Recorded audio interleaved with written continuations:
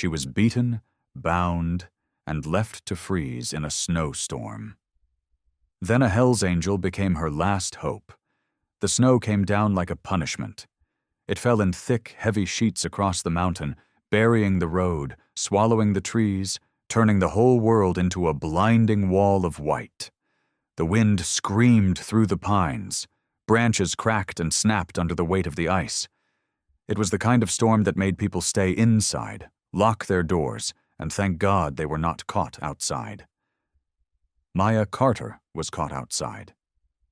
She lay on her side in the snow beside a narrow forest road that nobody used in winter. Her hands were tied behind her back with a rough cord that cut into her wrists every time she moved. Her coat was torn at the shoulder. Her left eye was swollen nearly shut. The cold had moved past the point of pain and settled into something worse, a deep, spreading numbness that crept up her legs and made her fingers feel like they belonged to someone else. She had stopped crying an hour ago, or maybe it had been 2 hours. She could not tell anymore. Her face was pressed against the snow, and each slow breath pulled the cold straight into her lungs. She focused on breathing. Just that. In and out. That was the only thing left she could control. Before you continue listening, please let me know where in the world are you watching from today. Now back to the story. She had not always been this broken. Just that morning, she had been sitting at her desk at Carter & Hale Construction, a half-empty cup of coffee going cold beside her keyboard. She had been nervous. Her hands had trembled a little as she printed the last page of the documents she had spent 3 weeks quietly gathering. Bank records, falsified contracts, safety inspection reports that had been altered to hide violations that could get workers killed. All of it pointed to one man, Richard Hale. Maya had worked for the company for 2 years. She had liked her job. She had trusted the people around her. She had believed that if you found something wrong, you reported it. That was just what decent people did. She had been wrong about that. She thought about the moment Marcus, her supervisor, had walked into the copy room while she was standing there with the documents in her hand. The way his expression changed. The way he pulled out his phone without a word and made a single short call. She had tried to explain. She had tried to reason with him. Then the other 2 men came in and shut the door behind them. She had fought back. She had screamed. But the building had been nearly empty because of the storm warning, and nobody came. They took the documents from her.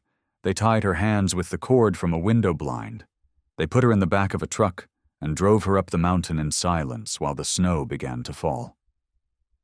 Before Marcus pushed her out of the truck and onto the frozen ground, he had said something to her in a very quiet, very calm voice.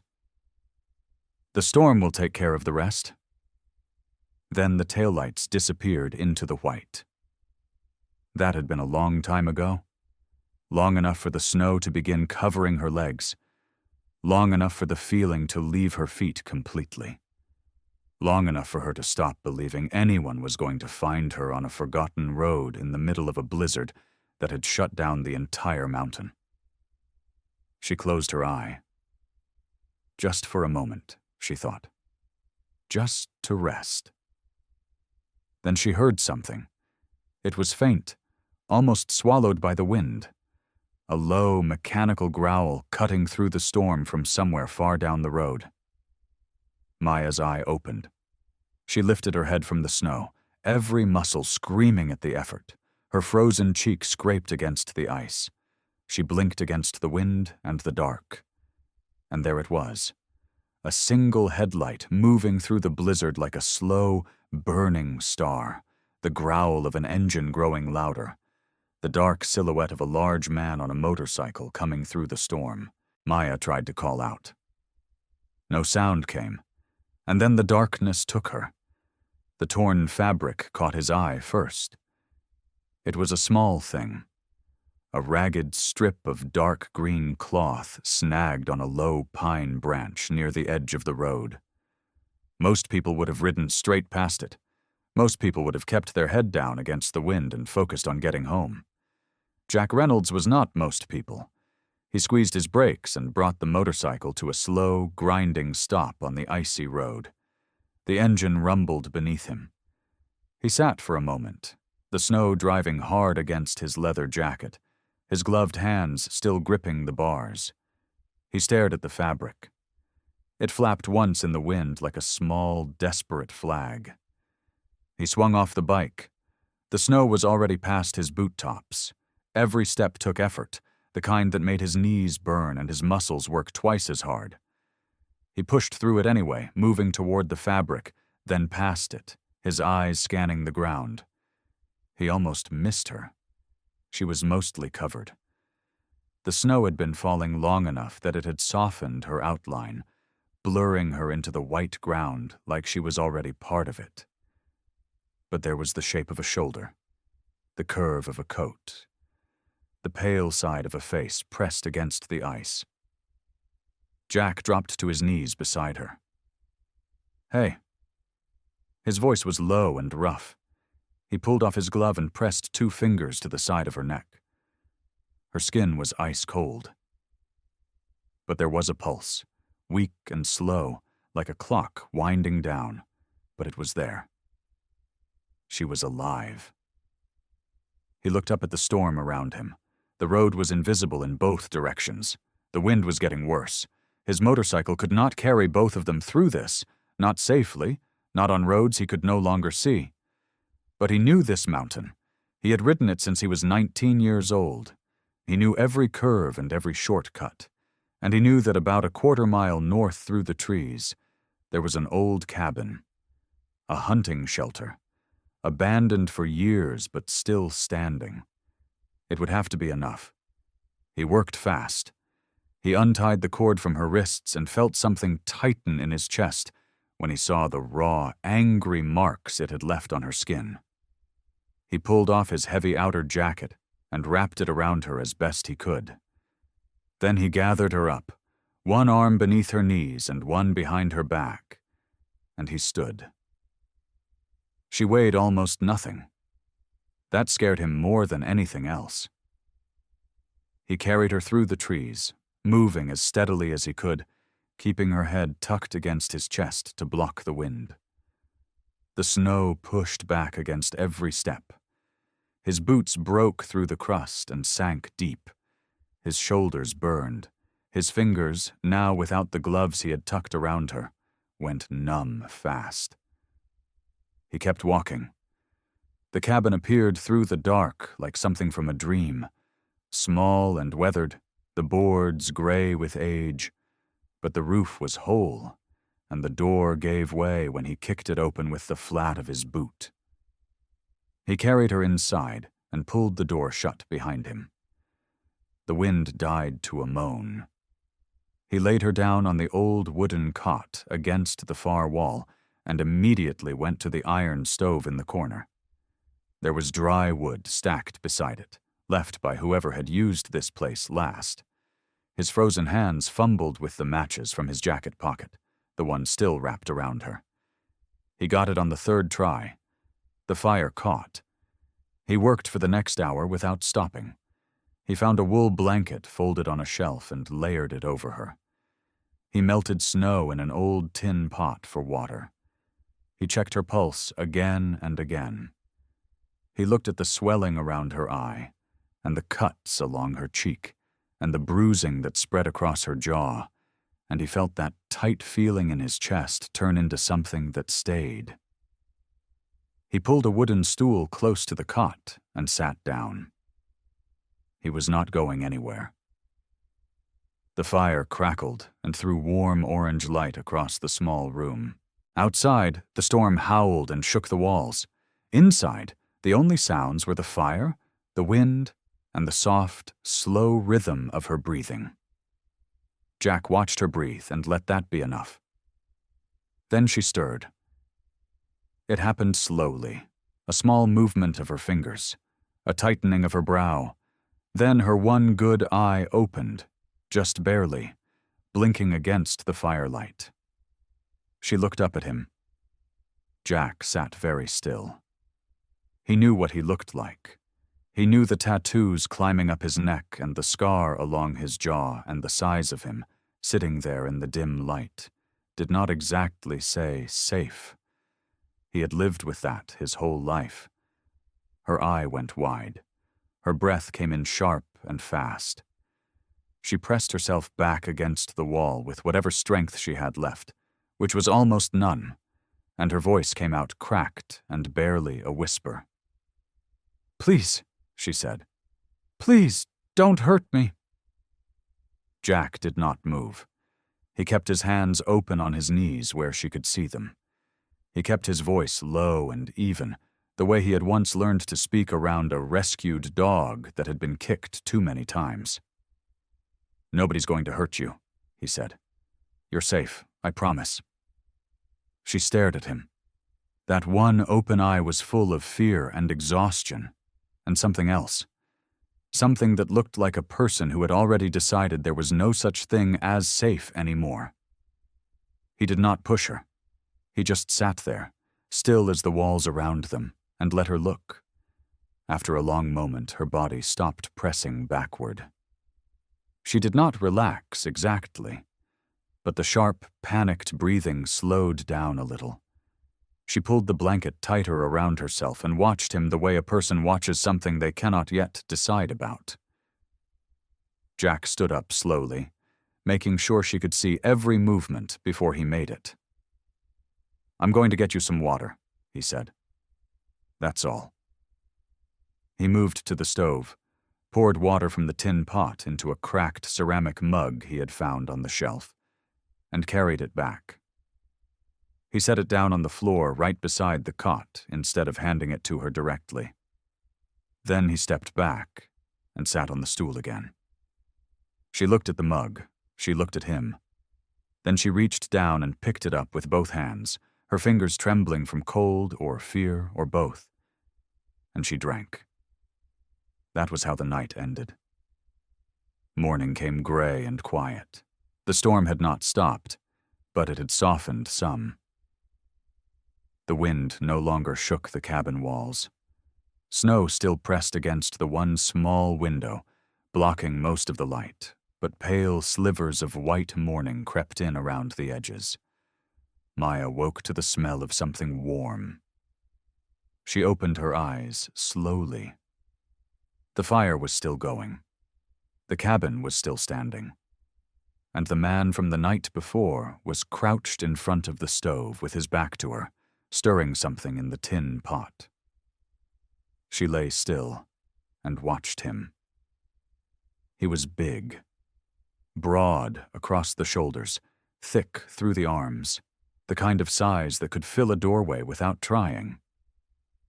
The tattoos she had glimpsed the night before covered most of his neck and disappeared beneath his shirt collar. There was a worn Hell's Angels patch on the back of the jacket that was now hanging on a nail by the door. The same jacket he had wrapped around her in the snow. She remembered that. She had been too cold and too far gone to understand it fully at the time, but she remembered the warmth of it hitting her. He had given her his jacket in a blizzard. He turned around, and she quickly looked at the ceiling. "Morning." His voice was the same as the night before. Low, unhurried. "How are you feeling?" She looked back at him carefully. "Sore," she said. Her voice came out rough. He nodded like that was a fair answer. "I found some canned soup on the shelf. Old, but sealed. It's almost ready." He turned back to the stove without making a big deal of it. She watched him work. He moved slowly around the small space, the way a person moves when they are trying not to alarm someone. He kept a distance. He did not come close unless he said something first. When he brought the soup over, he set it on the floor the same way he had set the water. He stepped back. He sat down. He did not ask her any questions. He did not ask her name, or what happened, or who did it. He just let her eat in peace. She wrapped both hands around the warm tin cup he had poured the soup into, and she felt the heat travel up her fingers and into her palms. She took a slow sip. Across the room, Jack picked up a small piece of broken wood from the floor and turned it over in his hands, just giving them both something to do with the silence. He was not watching her. He was just there. And somehow, that was the thing that got through. 3 days passed before Maya said more than a handful of words. Jack did not mind. He kept the fire going, kept the soup warm, and kept his distance. He made small repairs around the cabin to pass the time. Fixed a hinge on the door that had been loose, patched a gap in the wall near the floor where cold air crept in. He worked quietly, and Maya watched him, and slowly the space between them stopped feeling so charged with fear. On the third morning, she sat up straighter than she had before. The swelling around her eye had gone down enough that she could open it halfway. The cuts on her wrists, where something had been tied tight, were scabbing over. Color had come back into her face. She looked like someone climbing back into herself. Jack was sitting on the stool, working a knot out of his bootlace, when she spoke. "My name is Maya," she said. "Maya Carter." He looked up. "Jack Reynolds." She nodded slowly. She picked at the edge of the blanket with her fingers for a moment. Then she looked at him in a way that was different from the careful, watchful looks she had been giving him for 3 days. This was something else. This was a person deciding to open a door. "You never asked me what happened," she said. "Figured you'd tell me when you were ready." She was quiet for a moment. The fire popped softly. "I work for a construction company," she said. "Worked. I was a financial investigator. Junior level, but I was good at it." She paused. "I found things that did not add up."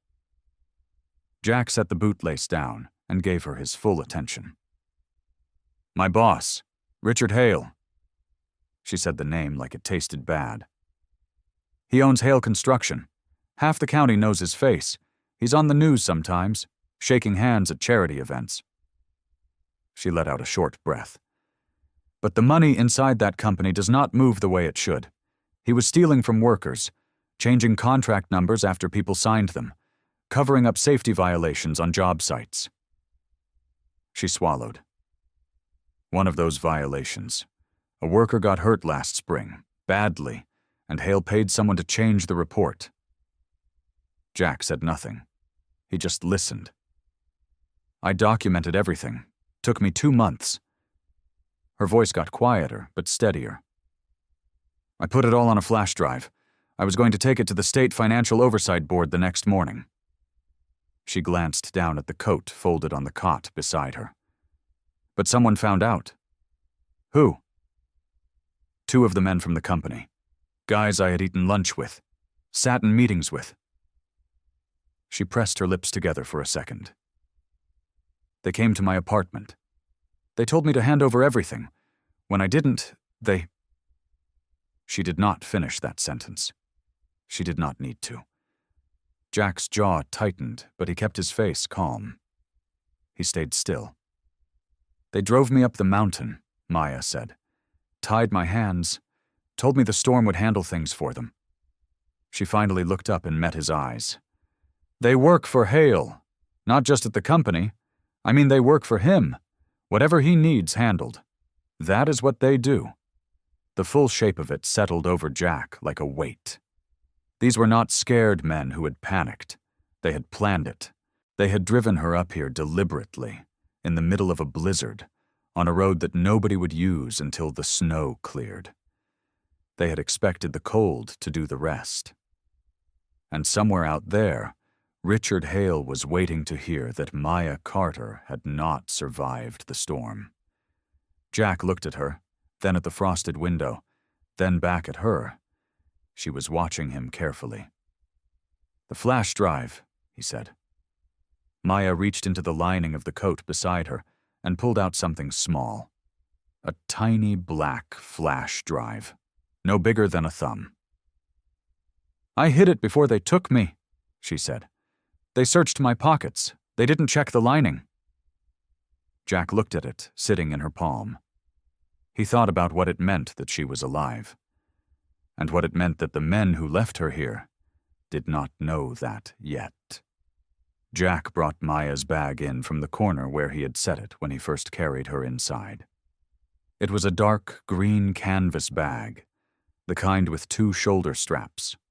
One strap had been torn almost completely off. The zipper was broken, and the whole thing had been pulled apart and shoved back together carelessly, like someone had gone through it fast and angry.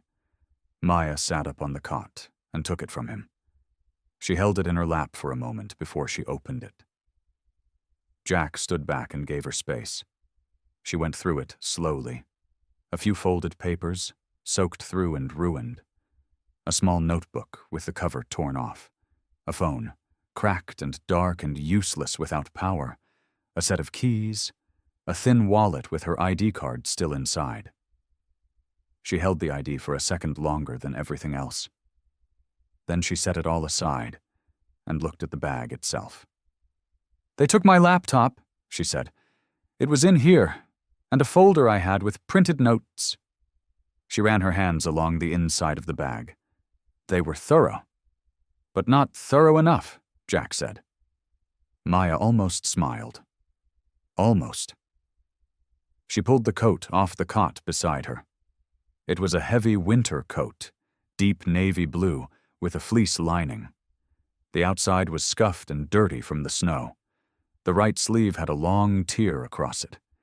She turned it over in her hands and found the inner lining near the bottom hem. There was a small slit there. Not a tear. A cut she had made herself, neat and deliberate. She reached 2 fingers inside. The flash drive was right where she had put it. She set it in her palm and looked at it the same way she had the night before. Like it was both the most important thing in the world and the most dangerous. "This is everything," she said. 2 months of records, altered contracts, payroll manipulation, payments to people whose names do not appear anywhere else in the company files. She closed her fingers around it. "There are dates in here that connect to the worker who got hurt on that job site last spring. His name was Danny Reeves. He was 24 years old." Jack felt the weight of that name settle in the room. "He survived," Maya added. "Barely, and Hale made sure the official report said the injury was Danny's own fault." Jack looked at the small black drive in her hand. So much damage packed into something smaller than a matchbook. "You take that to the right people," he said, "and Hale does not walk away from it." "I know." Her voice was steady, but her hand was not. Her fingers had curled tight around the drive, knuckles pale. "That is what I kept telling myself when I was lying in that snow." Jack crouched down so that he was at her level. He did not reach for her hand. He just looked at her directly. "I'm going to help you get that to the right people," he said. "No shortcuts, no back channels. We do this the right way, through proper legal hands, so that nobody can touch the outcome." Maya searched his face. "Why?" she asked. Not suspicious, just honest. "Because it's the right thing to do," he said simply. She nodded once, slow and certain, like she was accepting something she had needed to hear for a long time. Jack stood back up and moved toward the window.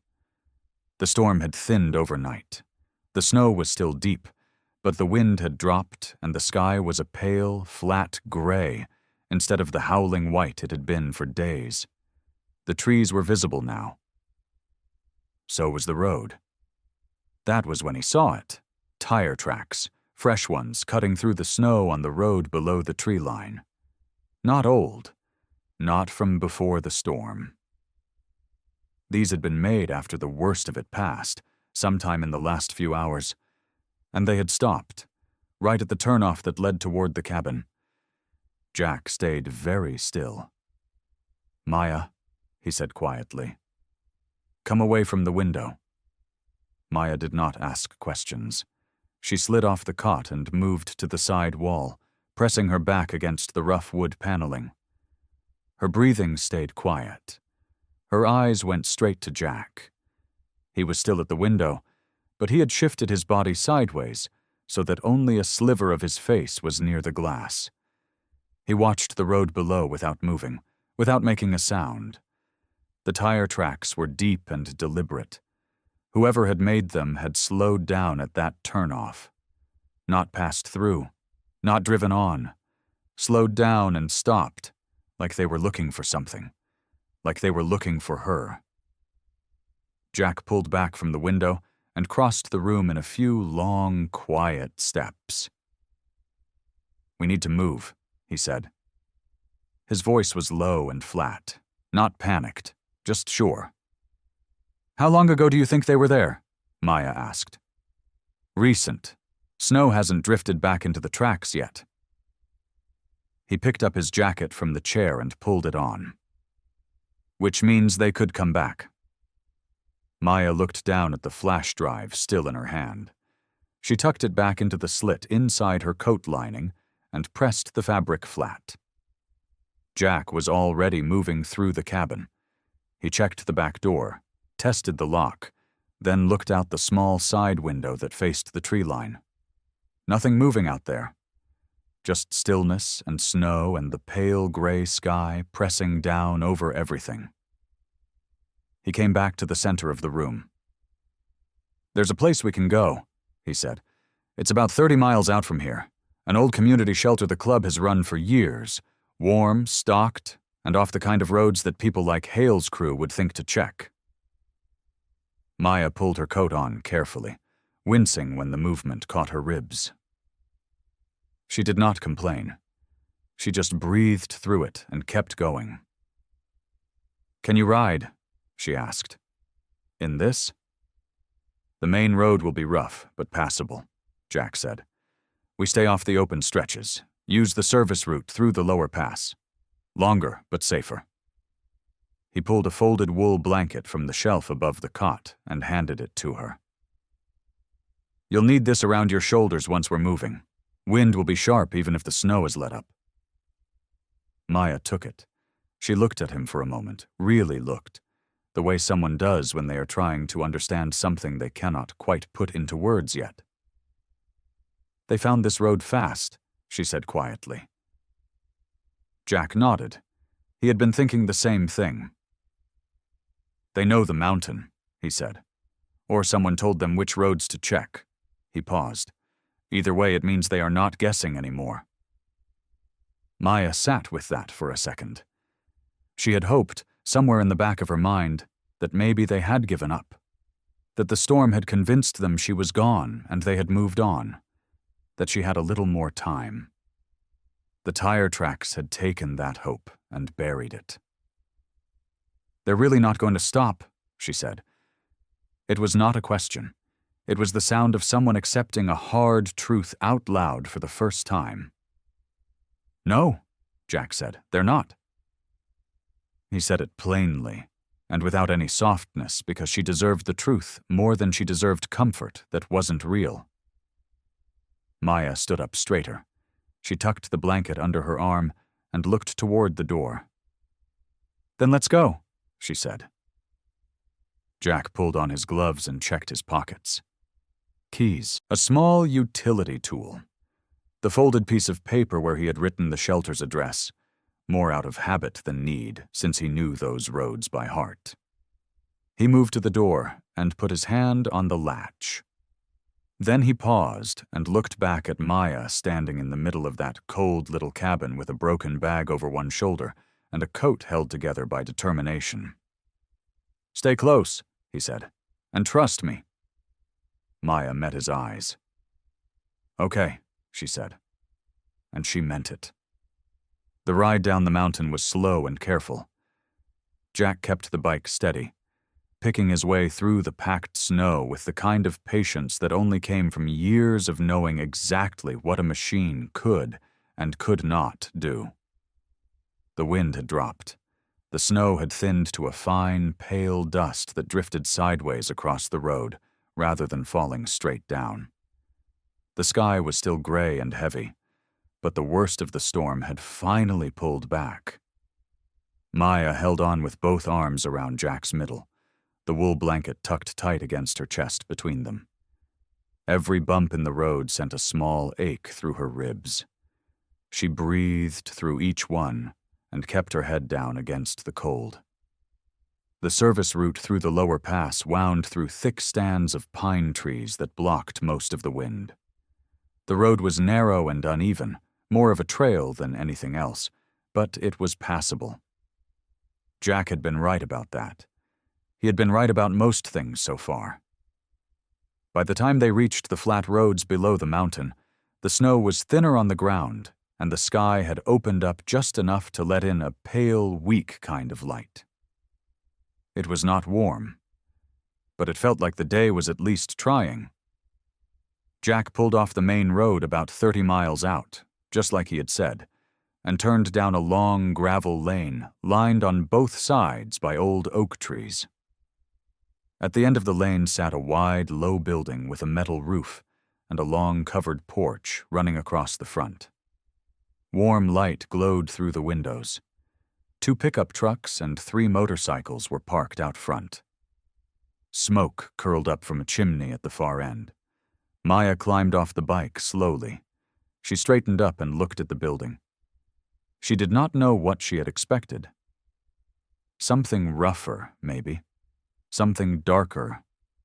The kind of place that matched the stories people told about motorcycle clubs when they were trying to scare each other. This did not look like that at all. Jack pushed the kickstand down and pulled off his helmet.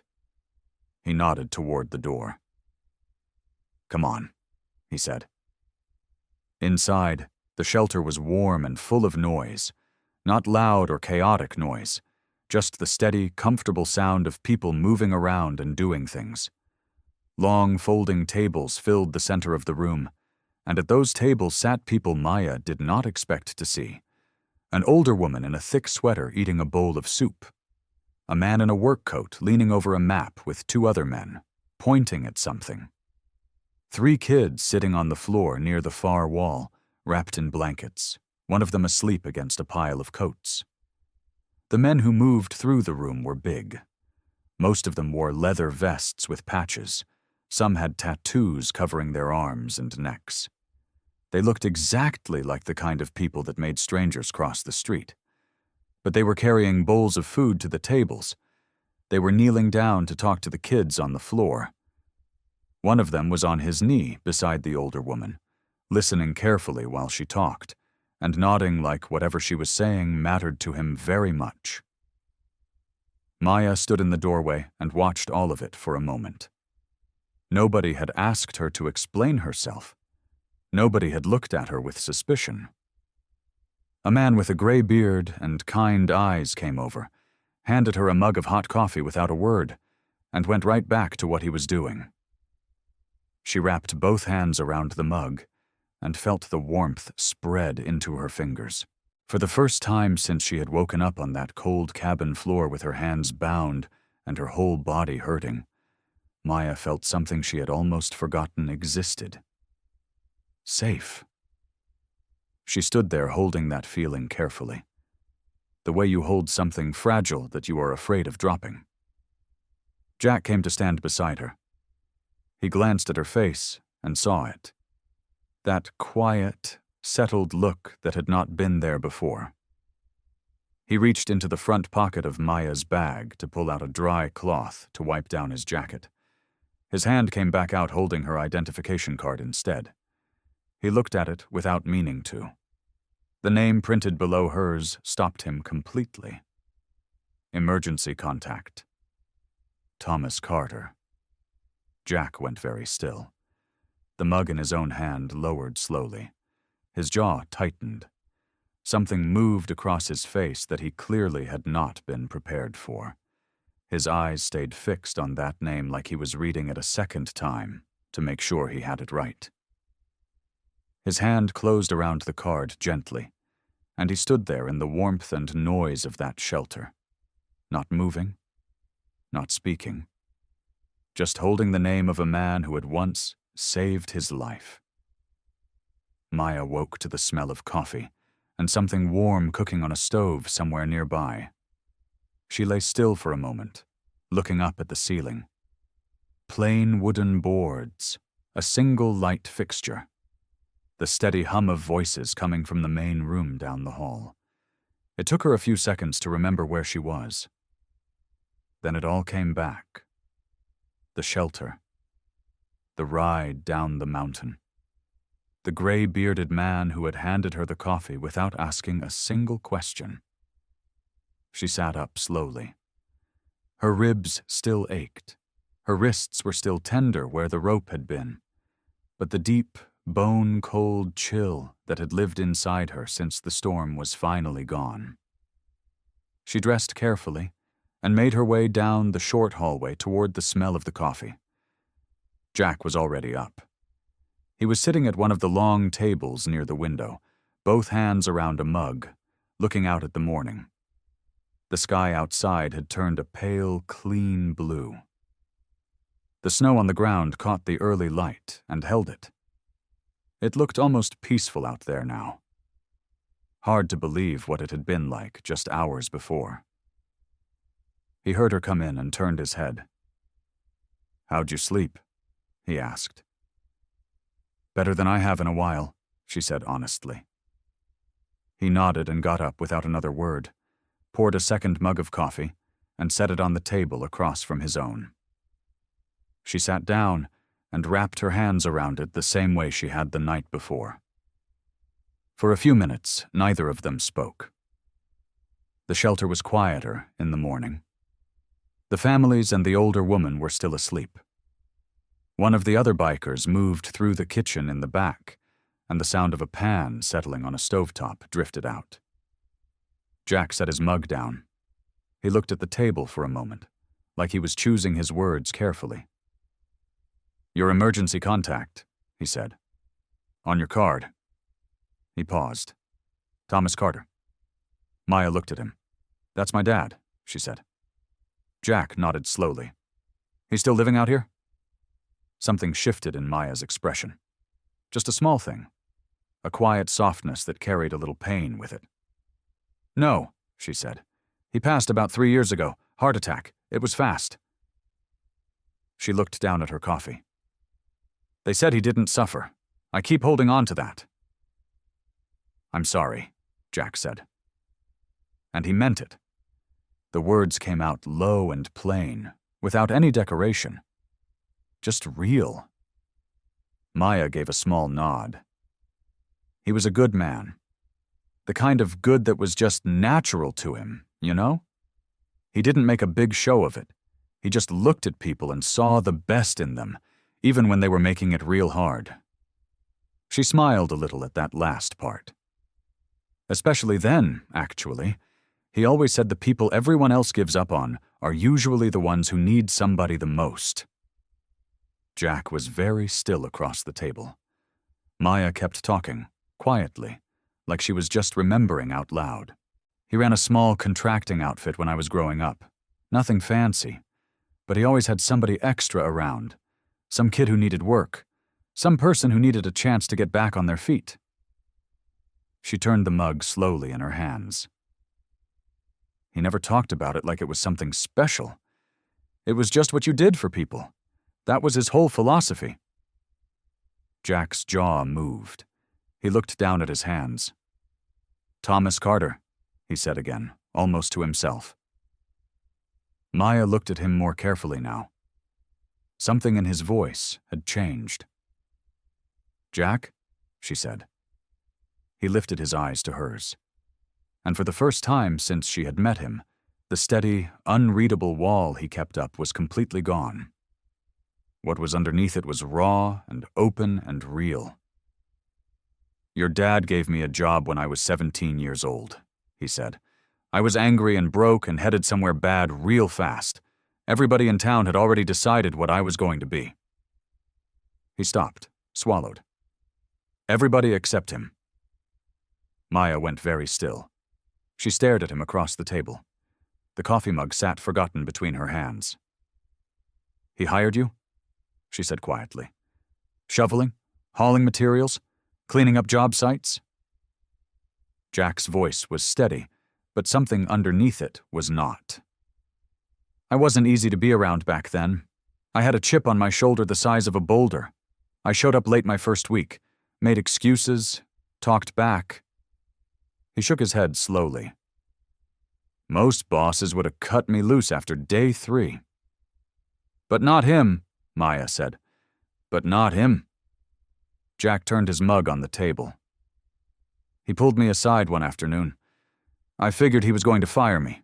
I was already getting ready to argue about it. A small, quiet sound came out of him. Not quite a laugh, but close. He just looked at me and said, Jack, I don't care where you started. I care where you're going. You tell me which direction that is, and I'll help you get there. Maya pressed her lips together. Her eyes were bright.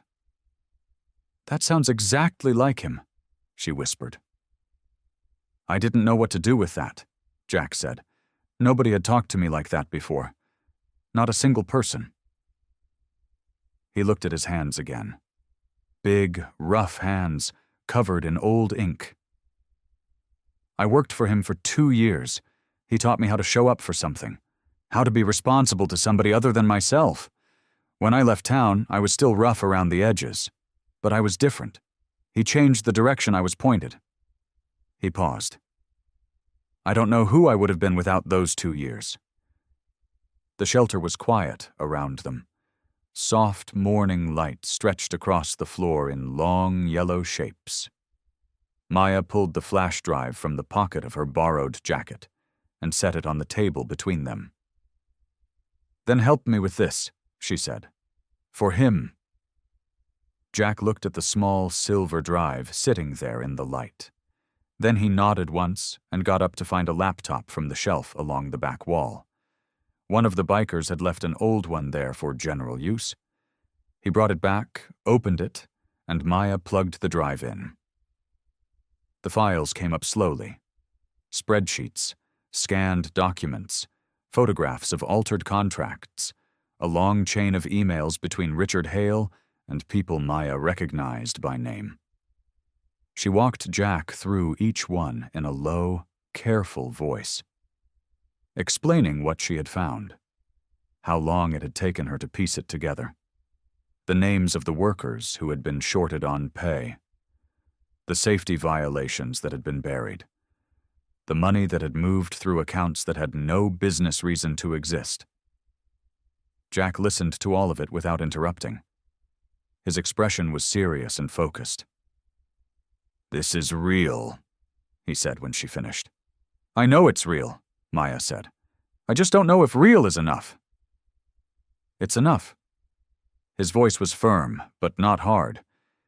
You didn't dig all this up and survive what you survived for it to disappear. Maya looked at the screen, at the names and numbers that had almost gotten her killed. She thought about her father. She thought about what he had told a 17-year-old boy who the whole world had already written off. She thought about what that one act of simple, honest belief had produced. A man who rode through a blizzard and stopped when everyone else would have kept going. A man who carried a stranger through the snow. Her father had planted something in Jack without ever knowing what it would grow into. And it had grown into the man sitting across from her right now. She reached out and closed the laptop. I'm done hiding, she said. Her voice did not shake. It was quiet, but it was solid all the way through. I'm going to tell the truth about all of it, about what Richard Hale did, about what they did to me. She looked at Jack steadily. My dad believed in you when you had nothing. The least I can do is believe in myself when it actually matters. The days that followed moved slowly and gently, like water finding its level. Maya's body hurt. There was no getting around that. Her wrists were still tender where the rope had bitten into them. Her ribs ached when she laughed too hard or breathed too deep. The bruising along her jaw had faded from purple to a dull greenish yellow. But she was warm. She was fed. And for the first time in what felt like forever, she was not afraid to close her eyes at night. The shelter had a small back room with a cot, a wool blanket, and a window that looked out at a stand of pine trees.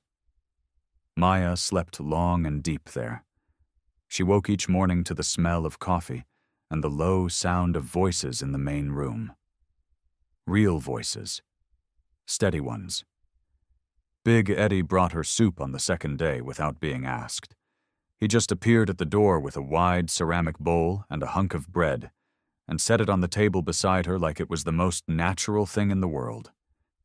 He was a large man, with a gray beard down to his chest and hands that could probably crush a coffee can. He barely said 3 words. He just nodded at the bowl and walked back out. She ate every bite. On the 3rd day, a woman named Donna stopped in. She was married to one of the older club members, and she had brought a bag with her. Inside was a set of clothes, jeans, a soft green flannel shirt, wool socks, and a pair of boots that turned out to fit almost perfectly. "I guessed," Donna said simply, looking at Maya's feet with a satisfied expression. "You guessed right," Maya said. Donna smiled and patted her once on the shoulder, and that was that. By the 4th day, Maya was sitting at the long table in the main room with the rest of them during meals. She laughed once when Big Eddie knocked over his water glass, and then looked at it with complete disbelief, like the glass had betrayed him personally. The laugh surprised her. It came up before she could stop it, and it felt strange in her chest, like a muscle she had forgotten how to use. But it felt good too. It felt like something returning to her. Jack watched all of it without making a big deal of any of it. He did not hover. He did not push. But he was always somewhere nearby, fixing something, making coffee, talking with the others, steady as a fence post in a field. On the 5th morning, Maya sat down at the old laptop, opened a blank document, and began to write. She started at the beginning. How she had noticed the first number that did not add up. How she had gone back and checked it again and again, hoping she was wrong. How the picture had grown bigger the more she looked. The names of workers who had been paid less than they were promised. The safety violations that had been signed off and buried. The contracts that had been quietly changed after the fact. The money that had gone places it was never supposed to go. She wrote it all down in plain language, clear and straight, every detail she could remember. Then she wrote about what happened on the mountain road. That part was harder. Her hands slowed down. Her jaw tightened.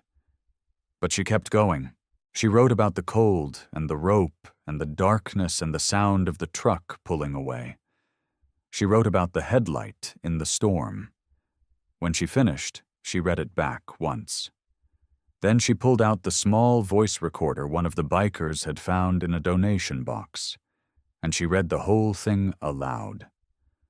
Her voice stayed level the whole way through.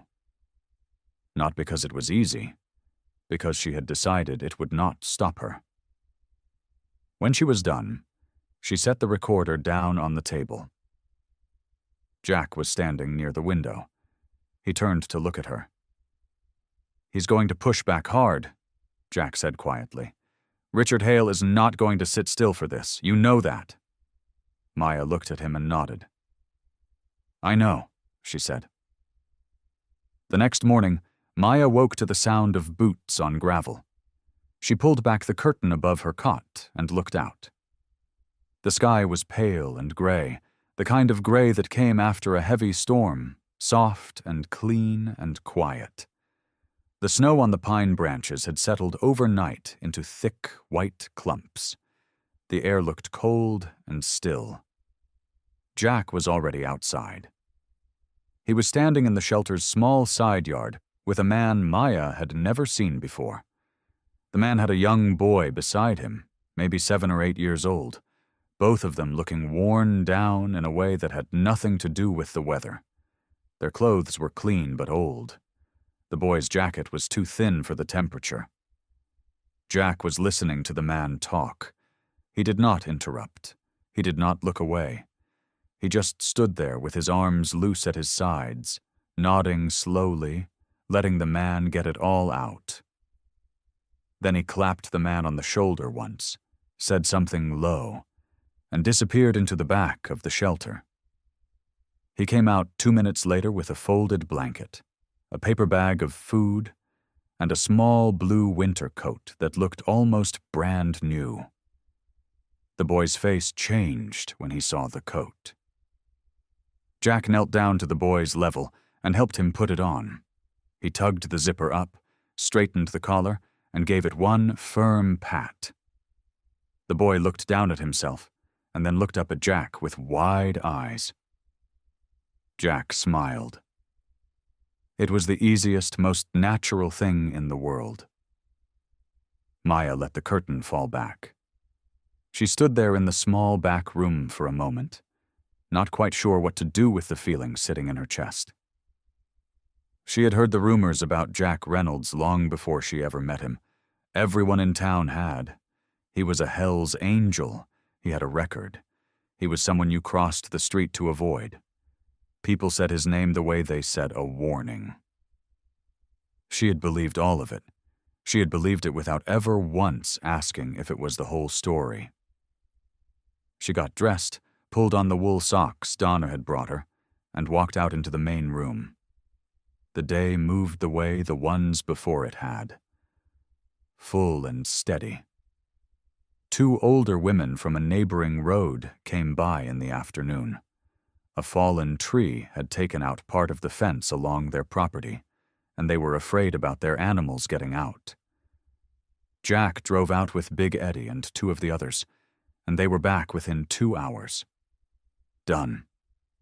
A young mother came in the early evening with a baby on her hip and a tired look in her eyes.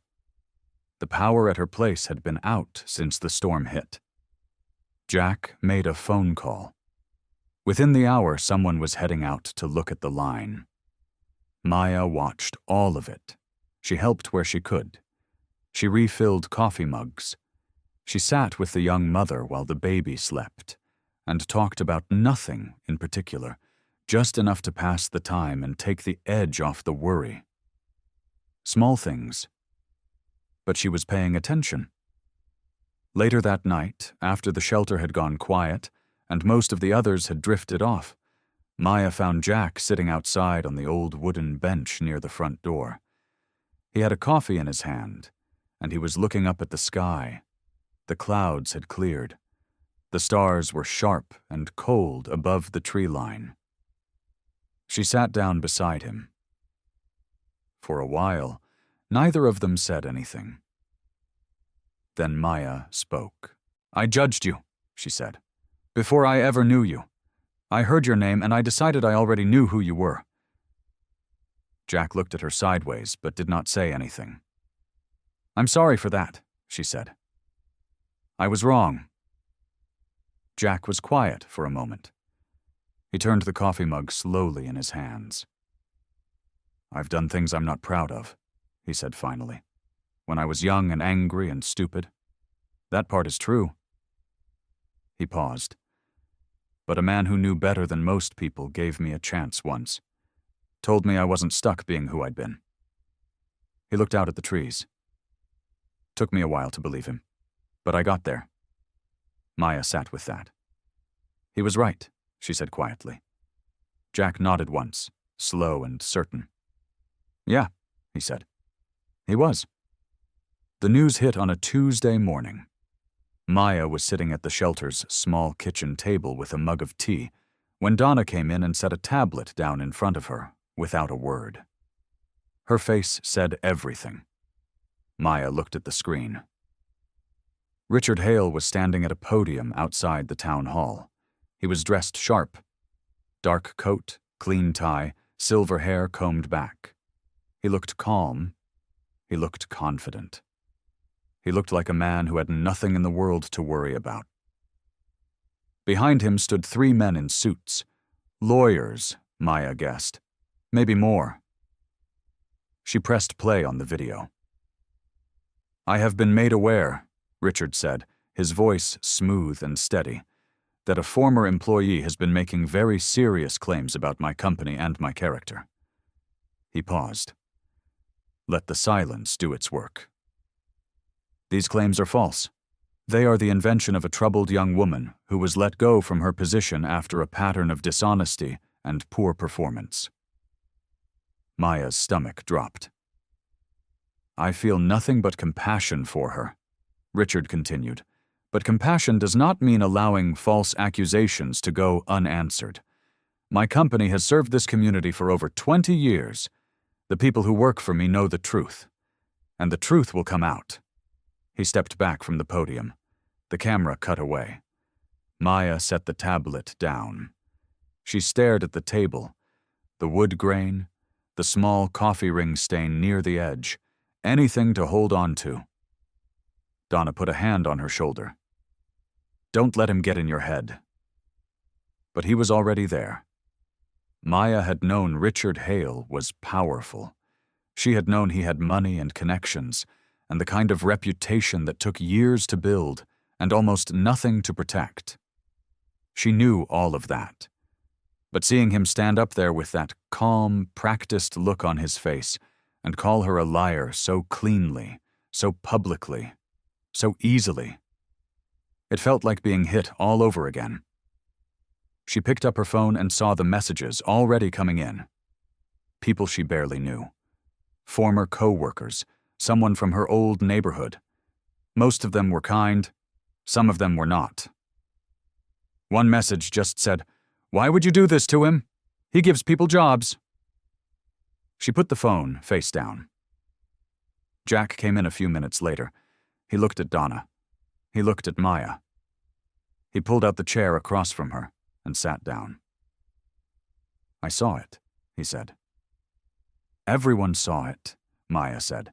Her voice came out flat. "That means everyone also gets to see what comes next." Maya shook her head. "You don't understand how this works. He has lawyers. He has the town council. He has people who have known him for 30 years. I'm nobody to them." She pressed her fingers against the edge of the table. "I'm a 27-year-old woman with no money and no connections and a biker vouching for me." Jack did not flinch at that. He just looked at her steadily. "The evidence vouches for you," he said, "if people are willing to look at it. Some will be. And the rest will believe him." She looked up. "You saw how he talked. He's done this before.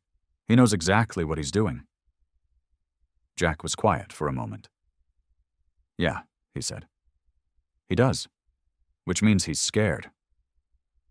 Maya wanted to believe that. She really did. But the fear sitting in her chest was heavier than belief right now. Later that afternoon, she went back to the small room where she had been staying. She needed to look at the flash drive again.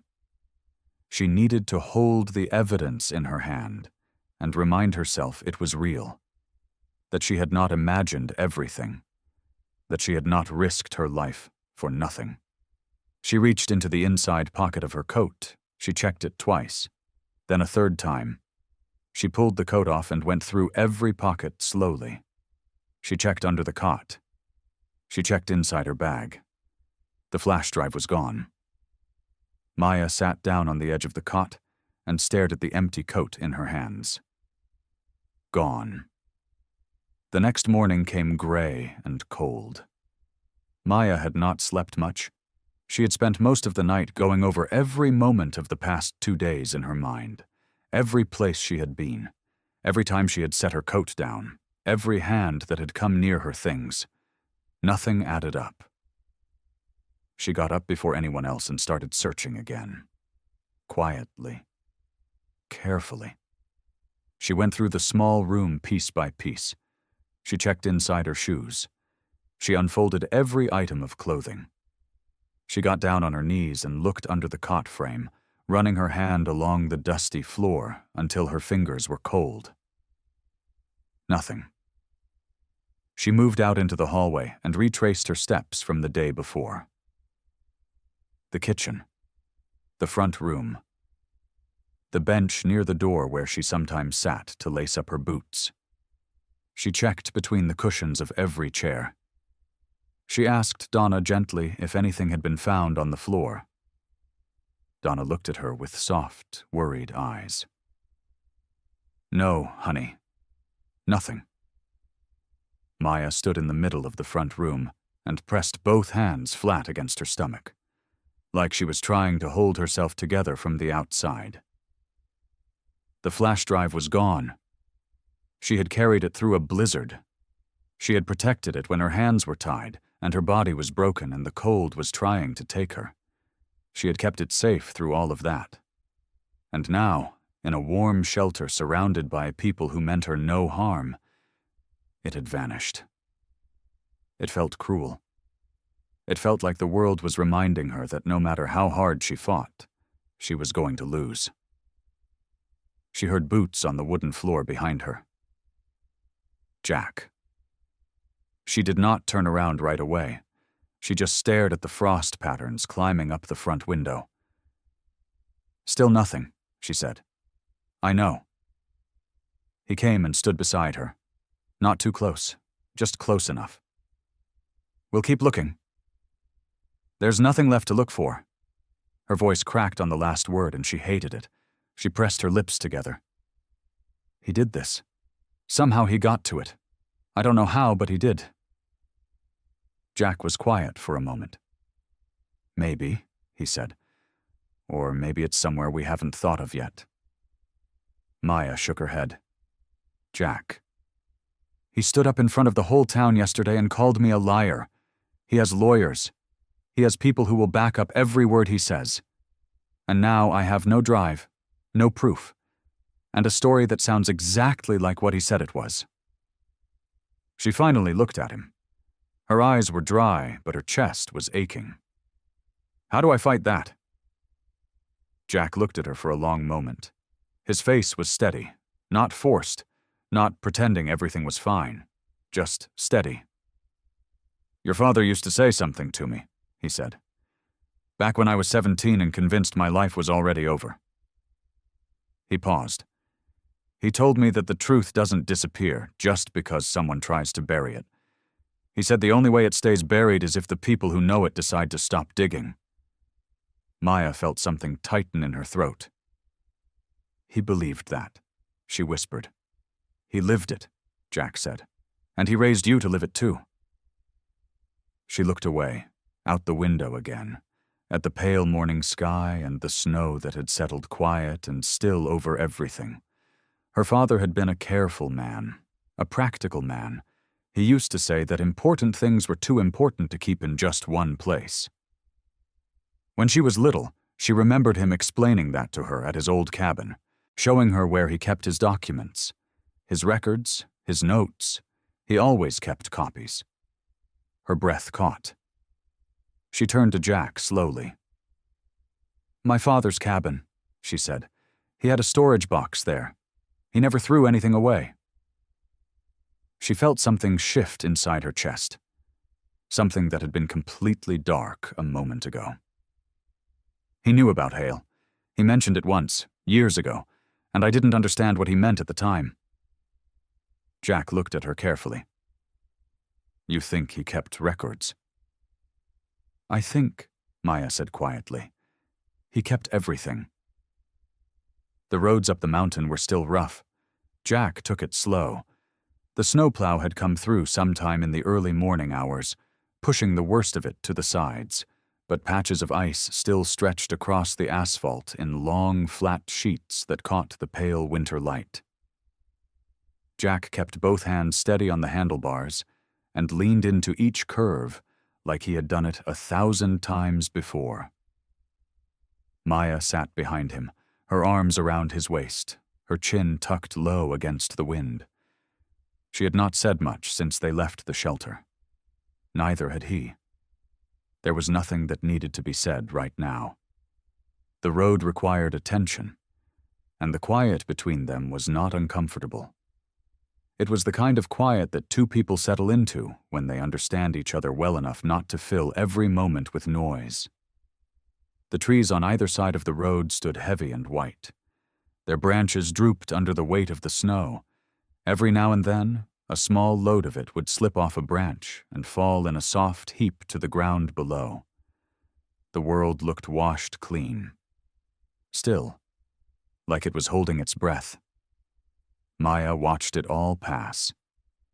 She thought about her father. She thought about the way he used to drive this same road when she was small.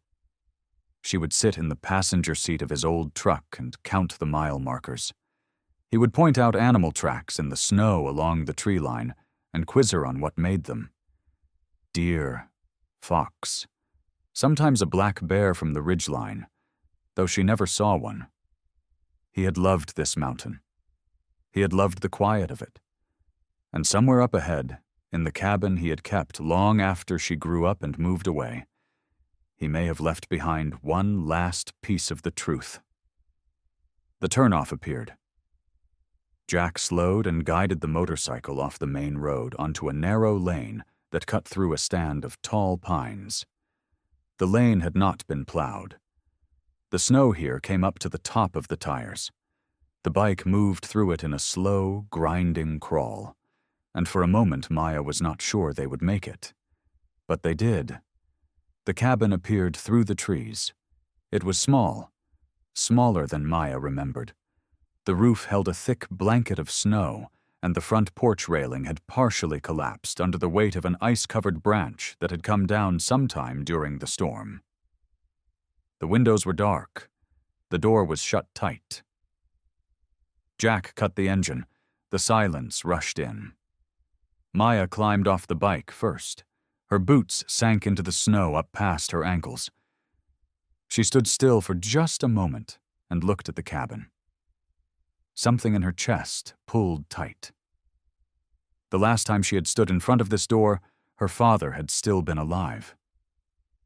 She had not come back since. "Take your time," Jack said quietly behind her. She nodded once and moved forward. The spare key was exactly where it had always been. Under the left corner of the second porch step, inside a small, flat tin her father had painted gray so it would blend with the wood. Maya crouched down and dug it out of the snow with numb fingers. The tin popped open on the first try. She let out a slow breath. Inside, the cabin smelled like cold air and pine and something faintly like old paper. Like a place that had been waiting. Maya moved through the front room carefully. A small stone fireplace stood against one wall. A narrow table sat near the window. Everything was covered in a thin layer of dust, but it was all exactly as he had left it. She went straight to the back corner of the room. When she was 9 years old, her father had showed her a low wooden panel beside the fireplace. It looked like part of the wall. But it was not. It was a small door, no bigger than a cabinet, that opened into a shallow storage space he had built himself. She knelt down and pressed her palm flat against the panel. It swung inward. Inside, sitting exactly where it had always sat, was a flat gray storage box with a simple metal latch. Her hands were shaking as she pulled it out and set it on the floor in front of her. She unlatched it. Inside were files, printed documents neatly folded and stacked. A small notebook with her father's careful handwriting on the cover. And beneath those, tucked into a sealed plastic sleeve, a small portable hard drive. Maya sat back on her heels and pressed one hand over her mouth. Her father had written a single line on the front of the notebook in black ink. For whoever needs the truth more than I do. The shelter smelled like coffee and wood smoke. Someone had started a fire in the old iron stove near the back wall, and the warmth of it had spread through the whole building by the time Maya and Jack came through the door. A few of the men looked up from what they were doing. One of them gave Jack a short nod. Another pulled 2 chairs closer to the stove without being asked. Maya set the gray storage box on the long table in the center of the room. She did not open it right away.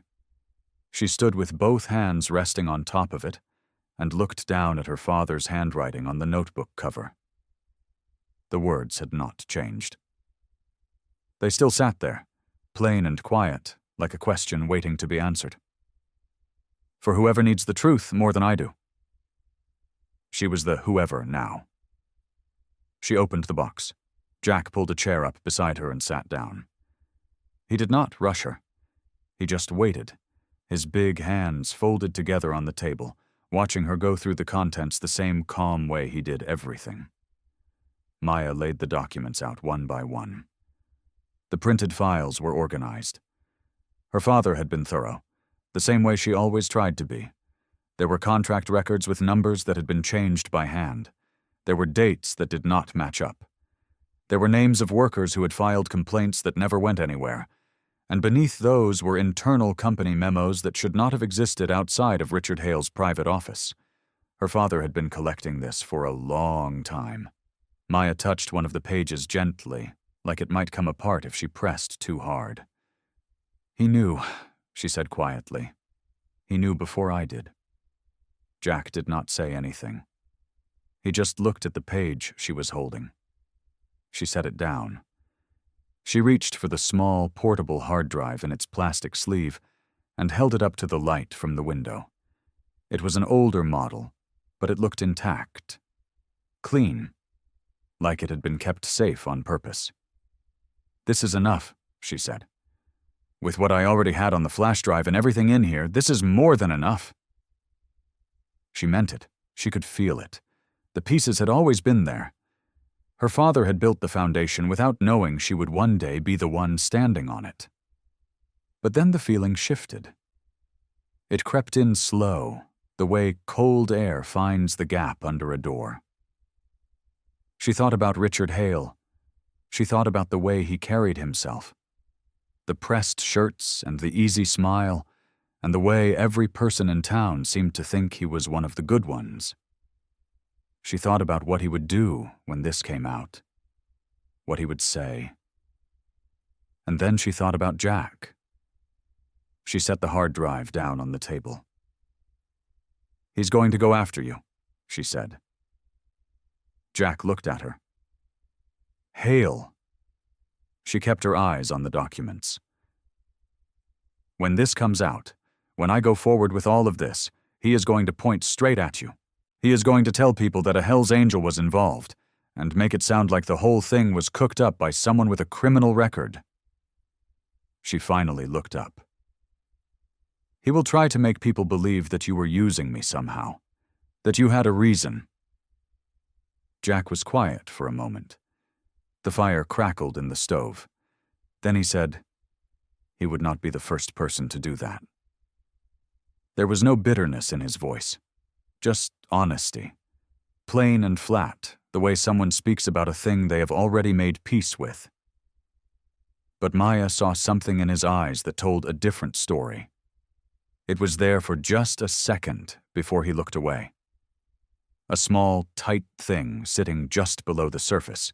Not anger, not pride, fear. She recognized it because she had been carrying the same thing herself for days. "Jack." He did not look back at her right away. "I'm worried my past is going to become the reason you lose this," he said. His voice was low. "That is not something I can fix." Maya was quiet for a moment. She looked at him. Really looked. The worn leather jacket, the tattoos running up the side of his neck, the deep lines around his eyes from years of living hard in all kinds of weather, the hands that had carried her through a blizzard when she had nothing left. "The man who pulled me out of that snow," she said, "is not the man Hale is going to describe." Jack looked at her. "He can say whatever he wants about your record. He can show people old headlines. He can use every word he knows." She held his gaze steady. "But I was there. I know what you did. And I am going to make sure everyone else knows it too." The shelter had gone quiet by 9 o'clock. Most of the men had drifted off to the back rooms or headed home for the night. The fire in the stove had burned down to a soft orange glow, just enough to keep the chill out of the air. Maya sat alone at the long table with her father's documents spread out in front of her, reading through them one more time. She had read them 4 times already. She kept reading anyway. The door opened. She thought it was Jack. She did not look up right away. Then the cold that came through the door stayed too long. And the footsteps were wrong. Too measured. Too careful. The kind of steps a man takes when he wants to seem like he belongs somewhere he was never invited.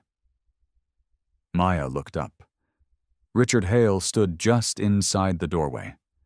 He was dressed the same way he always dressed. A long, dark coat, pressed clean. A collared shirt beneath it. His gray hair was neat. His face was calm and polite, like he had just stepped out of a business meeting instead of appearing in the middle of the night at a place he had no reason to be. He looked around the shelter slowly. Then he looked at her. "Maya," he said, gentle, almost kind. "You look tired." She did not move. She kept both hands flat on the table. "You should not be here," she said.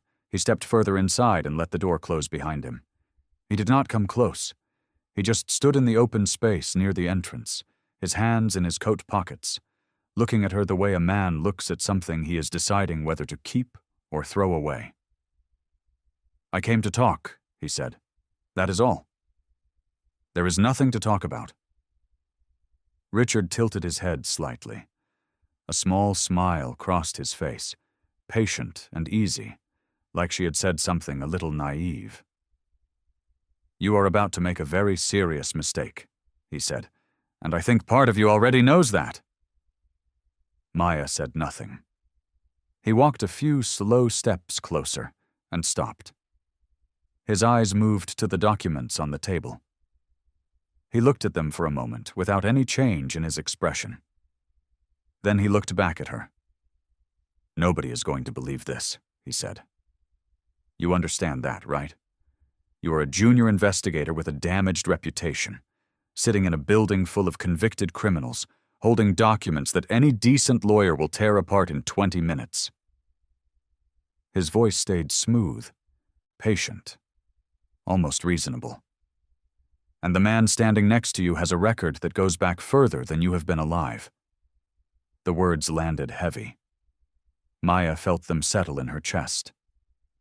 "I have built this community for 30 years, Richard continued.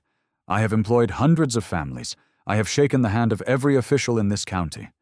And you think people are going to look at all of that and then choose to believe you?" She wanted to speak. The words were somewhere inside her. But they would not come. He took one more step toward the table. "Go home, Maya," he said quietly. "Take whatever it is you think you found and go home. Because if you walk into that room tomorrow and say what you are planning to say, I will make sure that what is left of your life looks exactly like this." He gestured slowly around the room. Small, cold, and forgotten. He held her gaze for one more second. Then he turned and walked back to the door. He opened it without hurrying. The cold poured back in. "Good night," he said. And then he was gone. Maya did not move for a long time. The glow in the stove dimmed further. The room felt smaller than it had before. She stared at the documents in front of her, and the words began to blur together. Maybe he was right. Maybe it did not matter what was on those pages. Maybe truth was only as strong as the person saying it. And right now she felt very small. She heard footsteps behind her. Jack appeared from the back hallway. He stopped when he saw her face. He pulled out the chair beside her and sat down. "What happened?" he said. She told him. All of it, Her voice stayed flat while she talked, like she was describing something that had happened to someone else. When she finished, she shook her head slowly. "Maybe he is right," she said. "Maybe nobody will believe us." Jack was quiet for a moment. The stove popped softly. Then he said, "You survived a snowstorm that should have buried you. You held on to evidence when they beat you and left you for dead. You found your father's work when everything else was gone." He leaned forward slightly. "They did not break you out there on that road. Don't let him break you in here." Maya looked at him. "You already survived the worst part," Jack said. "Testifying tomorrow is not surviving. It is something bigger than that. It is taking your voice back." He held her gaze steady. And that voice is the one thing they never got to take. The fire gave a quiet crack. Maya looked back at the documents, at her father's handwriting on the notebook cover, at the words that had been waiting for the right person to carry them forward.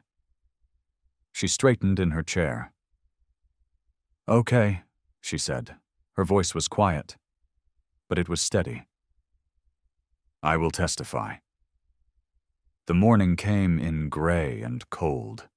The sky above the county building was the color of old snow, flat and heavy, pressing down on everything beneath it. Maya stood on the front steps and looked up at the entrance for a moment before going in. The stone walls were tall. The double doors were thick and dark. The kind of building that was designed to make a person feel small before they even opened their mouth. She did not let herself feel small. She straightened her coat, held the folder tight against her side, and walked through the doors. Jack walked beside her. He had traded his usual road clothes for a clean, dark jacket. He still looked like himself. Big, quiet, unmistakably Jack. He did not pretend to be something he was not, and Maya was glad for that. She did not want pretending today. She wanted real. Their legal representative, a sharp and steady woman named Carol Reyes, walked just ahead of them. Carol had reviewed every document the night before. She had gone through Maya's father's notes, the backup files, the financial records, all of it. She had said very little when she finished reading. Then she had looked up and said simply, "This is solid. Let's use it." The hallway inside was long and bright with cold white light. Maya's shoes clicked against the tile floor. People moved around her in both directions, carrying files and talking in low voices. Nobody paid much attention to her at first. Then she turned the corner. They were waiting down the hall. Two of the men who had been at the company the day she was attacked. She recognized their faces the way she recognized a bad dream. One of them looked away quickly. The other one stared at her, jaw tight, eyes hard. Maya held their gaze. She did not speed up. She did not slow down. She just kept walking, steady and forward, until she passed them and they were behind her. Her hands were trembling, but her feet kept moving. Carol led them into a conference room where investigators and officials were already seated around a long table. Documents and laptops were spread across the surface. Everyone looked up when Maya entered. She sat down. Carol placed the folder on the table and opened it. She began walking the room through the evidence in a calm and organized voice. The financial records showing how money had been moved and mislabeled. The safety reports that had been falsified to hide dangerous conditions. The workers who had been underpaid and threatened into silence. Then Carol nodded to Maya. Maya took a breath. She started talking. She began with the numbers, the patterns she had found, the moment she realized what she was looking at. She walked them through every step of her investigation the way she had practiced, clear and direct, letting the evidence do the heavy lifting. Then she got to the part she had not fully practiced. The night she was attacked. Her voice caught slightly, just for a second. She pressed through it. She told them about being ambushed, being bound, being left in the dark and the cold and the snow with no way to call for help. She told them what it felt like to lose consciousness, with the storm still coming down, and no reason to believe anyone would find her in time. Then she told them about the motorcycle headlight coming through the trees. She told them about Jack. She looked at him briefly as she spoke. He sat against the wall to her right, hands folded in his lap, watching her with an expression that was quiet and steady. He gave her a single small nod. She kept going. She told them everything. What Jack had done to keep her alive through that night. How he had never once demanded anything in return. How the people she found at the shelter had treated her like family when she had nothing left. She told them the truth about all of it. And one by one, she watched the people seated around that table begin to lean forward. The room shifted. Maya could feel it. The moment she stopped speaking, something changed in the air. The officials at the table exchanged glances. One of the investigators reached forward and tapped something into his laptop. Another one picked up a document and read it again, more carefully this time. Carol let the silence sit for exactly the right amount of time. Then she slid a second set of documents across the table. "We have corroborating statements," Carol said, starting with 3 former employees who reached out after word began circulating that an investigation was underway. One of the officials looked up. "How many total?" "At the moment, 6. We expect more." She was right. By early afternoon, the conference room had taken on a different energy entirely. It was no longer just Maya's story. It was becoming something bigger and wider, like a crack spreading across ice. The first person to come forward in person was a man named Gerald Bowman. He was in his late 50s, heavyset, with calloused hands and a quiet way of speaking that made every word feel considered. Gerald had worked on one of Hale's construction sites for 11 years. He sat down across from the investigators and laid a worn envelope on the table. Inside were copies of pay stubs. He pointed to the numbers with a thick finger and explained slowly and without drama how his wages had been shorted for nearly 2 years, how he had complained twice, how the second time his shift supervisor had pulled him aside and told him that men who made noise tended to find themselves without work. Gerald had stayed quiet after that. "I got a family," he said simply. "I couldn't afford to be right." He looked at Maya when he said it. Not with blame, just with the plain and honest weight of what it cost a person to stay silent when they knew something was wrong. Maya nodded. She understood that weight completely. After Gerald came a younger woman named Priya, who had worked in the company's billing office. Priya was nervous at first, her fingers pressed flat against the table, like she needed to feel something solid beneath her. But once she started talking, the words came steady. She described being asked to reclassify expenses. Small changes at first. Numbers moved from one column to another.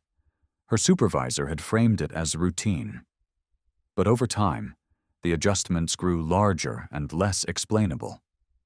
When Priya had asked questions, she was reassigned to a different department.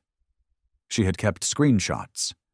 She set her phone on the table and unlocked it. The investigators gathered around it. Then came the safety reports. A former site manager named Dale confirmed what Maya's documents had already suggested. Inspections had been falsified.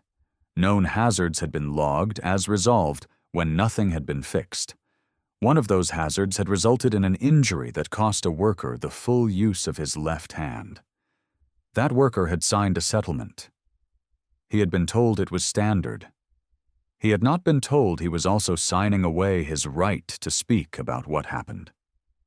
each new account connected to another. A thread pulled here revealed something attached there. The investigators worked quickly, typing and cross-referencing, pulling up records and comparing dates. The evidence Maya had carried through a snowstorm in the lining of her coat was no longer a single piece of the puzzle. It was the center of it. Carol moved through it all with precision, calm and prepared, knowing exactly when to introduce each piece of supporting material.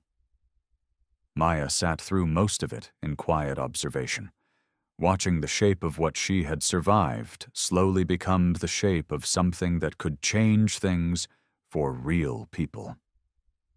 Across town, in the top-floor office of his building, Richard Hale stood at the window with his phone pressed against his ear. His lawyer was talking.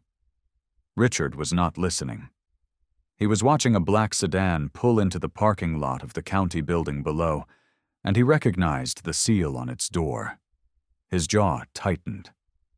The call on his phone kept going, but the words had stopped meaning anything.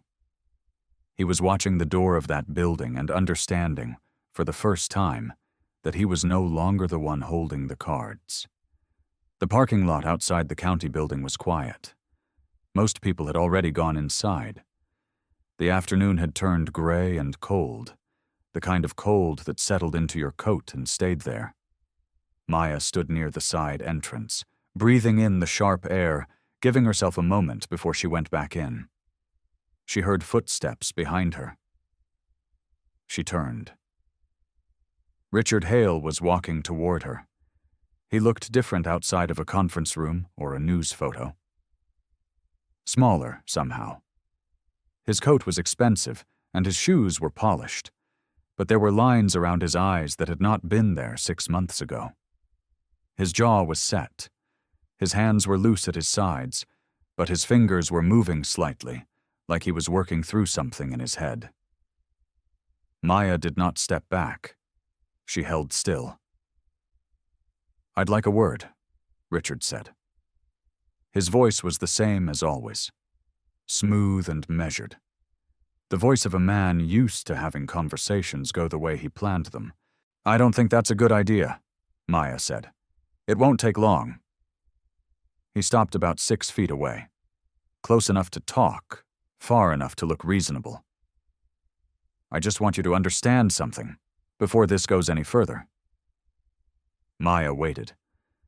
Richard looked at her the way he must have looked at a lot of people over the years, like he was deciding what they were worth. "You're not the first person who thought they were doing something brave," he said. "And most of them figured out eventually that brave doesn't pay the bills. Brave doesn't keep your name clean. You go in there and finish this, and yeah, maybe there are some uncomfortable weeks for me. But you?" He tilted his head. "You become the person who blew everything up. The workers lose their jobs when the company folds. The families lose their income, and your name is the one attached to it." He said it without raising his voice. That was the thing about Richard Hale. He never needed to raise his voice. "People don't like the person who causes disruption," he continued, "even when they secretly agree with her. You'll be the story. You'll be the reason things got hard.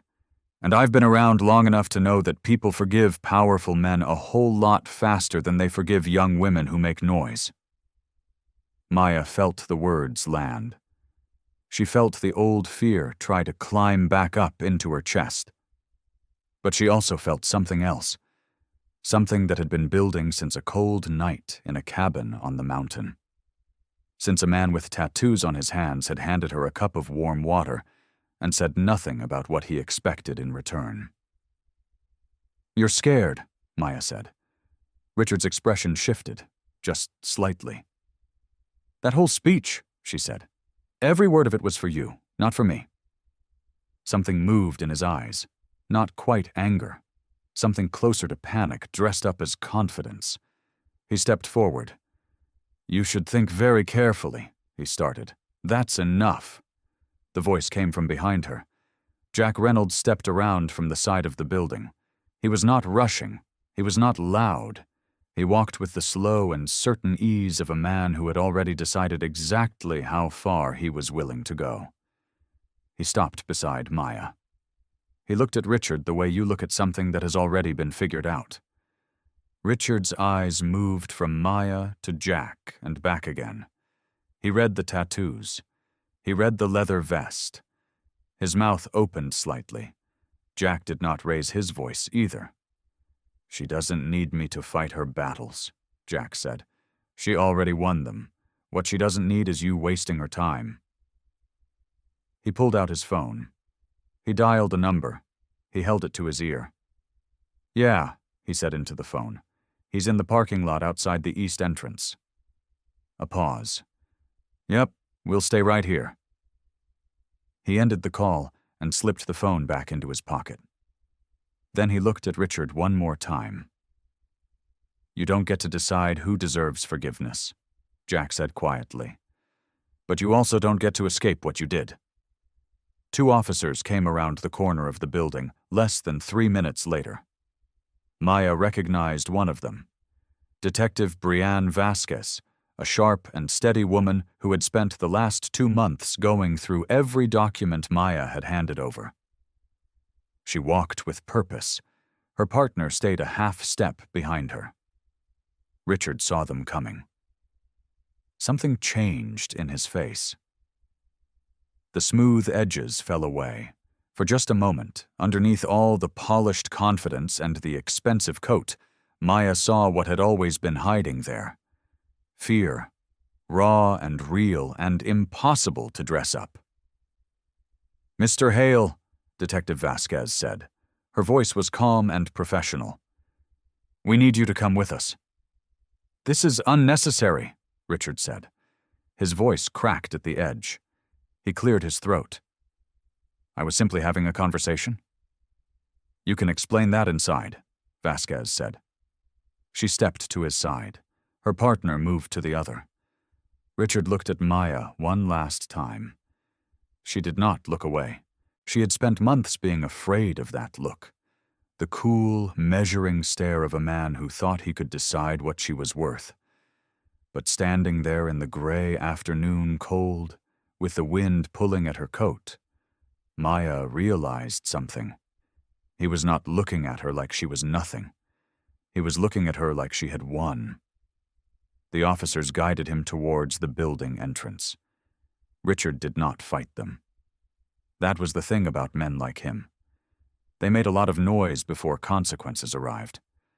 But when consequences actually showed up, they went quietly, because deep down, they had always known this moment might come. Maya watched until the door closed behind them. She let out a long, slow breath. It came out shaky, not from fear, from relief. The kind of relief that lives so deep in your chest that when it finally gets to leave, your whole body feels it. She stood very still for a moment. The cold air pressed against her cheeks. The sky above was the color of old pewter. Somewhere across the parking lot, a crow called out once and went silent. It was over. Not perfectly, not without scars. There would still be hearings and legal proceedings and difficult days ahead. Some people would still believe Richard's version of things for a while. Some things that were broken could not be fixed overnight. But he was no longer standing in a parking lot trying to convince her she had done something wrong. She turned around. Jack was leaning against the brick wall, arms crossed, watching her with quiet eyes. He looked the way he usually looked, steady, unhurried, like someone who had learned a long time ago that most things did not need to be said out loud to be understood. Maya walked over to him. She stopped in front of him and looked up at his face, the lines around his eyes, the silver starting to come in at the sides of his beard, the worn leather of his vest with the patches she had slowly learned the meaning of over these past months. "You saved my life," she said. "I need you to know that I know that." Jack looked at her for a long moment. Then he shook his head. "Just slightly?" No, he said. I pulled you out of the snow. That's all I did. That was everything, Maya said. It was a start, he said. But everything else? He nodded toward the building door where Richard had disappeared. That was you. Every piece of evidence you kept safe. Every time you could have walked away and didn't. Every morning you woke up and decided to keep going. He paused. I handed you a cup of water in a cold cabin. You did the rest. Maya felt her eyes sting. She blinked. You also stood next to me out here, she said. Jack almost smiled. Anybody would have done that? He said. No, Maya said quietly. They wouldn't have. He did not argue with her. He just looked at her with those steady eyes and let the truth of it sit between them in the cold air. The road looked different in summer. Maya parked her car at the edge of the gravel shoulder and stepped out into warm air that smelled like pine and sweet grass. Sunlight came down through the tree branches in long, soft columns. Birds moved somewhere in the high canopy above her. A creek she had not known existed burbled quietly not far from the tree line. She stood still for a moment and just looked. This was the place. She knew it, even though it looked almost nothing like the version she carried in her memory. In her memory, this road was dark and frozen and swallowed by a storm that had wanted to take her with it. The trees had been black shapes disappearing into white nothing. The cold had pressed down on her like something alive. Now the same trees were full of green leaves catching the light. The same road was dry and warm under her shoes.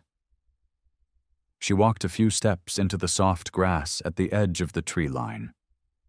The same grass that had been buried under 2 feet of snow the night Jack found her. She crouched down and pressed her palm flat against it. The ground was warm, almost gentle. She heard footsteps behind her on the gravel. Jack stopped beside her. He looked out at the tree line the same way he always looked at things. Quietly, taking his time. Smaller than I remembered, Maya said. Places usually are, Jack said. When you're afraid, everything gets bigger than it really is. She stood back up. A bird called from somewhere in the trees. She watched a patch of sunlight move slowly across the forest floor as the branches shifted in the breeze. I used to dream about this road, she said. For months, I would wake up and still feel the snow on my face, still feel the cold in my hands. She paused. It didn't feel like a memory. It felt like something that was still happening. Does it still feel that way? Jack asked. Maya thought about that honestly. No, she said. Not anymore. She looked down the road in the direction she had been dragged from, all those months ago. No anger came up. No panic tightened in her chest. What she felt instead was something quieter and harder to name, like the difference between a wound and a scar. One still hurts, the other just reminds you that you healed. I wanted to come back, she said. I needed to see it as just a road. And? Jack asked.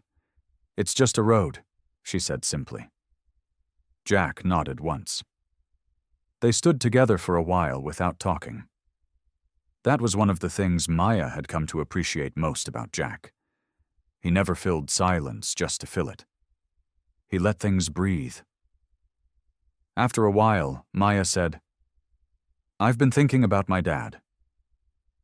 Jack was quiet, but she felt him listening. I keep thinking about the fact that he helped you all those years ago. A teenager nobody else believed in. She shook her head slowly. He never told me that story. Not once. He wasn't the kind of person who needed credit for the things he did. No, Jack agreed softly. He wasn't. But what he did for you, Maya said. It didn't stop with you. It just kept going. She turned to look at Jack. Because of who he helped you become, you stopped on a dark road in a snowstorm. You didn't keep riding. You stopped. Her voice was steady, but her eyes were bright. "His kindness found me. Through you." Jack looked at her for a long moment. The lines around his eyes deepened just slightly. Not from sadness. From something that looked more like a man recognizing the weight of a thing that had been sitting quietly in his chest for a very long time. "Thomas Carter was the best man I ever knew," he said, "and I only knew him for a year." Maya nodded. "That was enough," she said. "For both of us." 3 months after Richard Hale's arrest, Maya walked into a small office building on the edge of town and introduced herself to a woman named Carol Reyes. Carol was in her 60s, silver hair cut short and practical, reading glasses pushed up on top of her head. She ran a non-profit called Clear Path, an organization that helped victims of workplace abuse and financial corruption find legal help, counseling, and support. "I've heard about what you did," Carol said, shaking Maya's hand firmly. "It took real courage." "It took a lot of other people," Maya said honestly. "I didn't do it alone." Carol smiled like she had heard that kind of answer before and appreciated it every time. The office was modest, a few desks, filing cabinets along one wall, a small waiting area near the front door with a water cooler and a stack of worn magazines. Nothing fancy. But the walls were covered in handwritten notes and drawings from people who had passed through the program. Little messages of thanks, small pieces of art made by children whose parents had found help there. Maya stood in front of those notes for a moment. She felt something shift inside her chest. She started the following Monday. Her job was simple at first. She helped new clients fill out paperwork. She answered phones. She sat across from people who were frightened and confused and helped them understand what their options were. She walked them through the first steps. She made sure they knew they were not invisible. But it was when Carol asked her to speak at a small group session that things changed. There were 7 people in the room. A man in his 50s who had lost his retirement savings to a dishonest employer. A young woman barely older than 20, whose landlord had terrorized her into silence for 2 years. A couple who had reported a contractor for fraud and been threatened when they did. Maya sat in a folding chair in front of them. She had not planned a speech. She had not written anything down. She simply told the truth. She told them about the cold, about waking up and not knowing if anyone was coming, about feeling like the people who were supposed to protect her had been the ones who hurt her most.